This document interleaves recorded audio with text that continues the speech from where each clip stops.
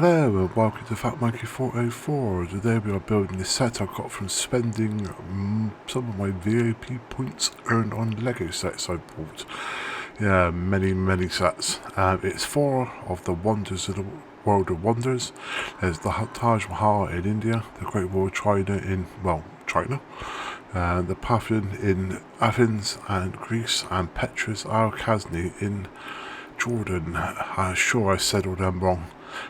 Prayer on the new updated version of the 7 Wonders of the World, as the original ancient ones like Babylon Garden, all that are all gone, bar the pyramids. So a new list was made and voted on by the public. But the Parthenon in Athens didn't make it for some reason, so I don't know why it's included. Released it in February 2023 and is still available as of October 2024. Anyway, it's set number 40585, 382 pieces over 4 models. Let's get cracking.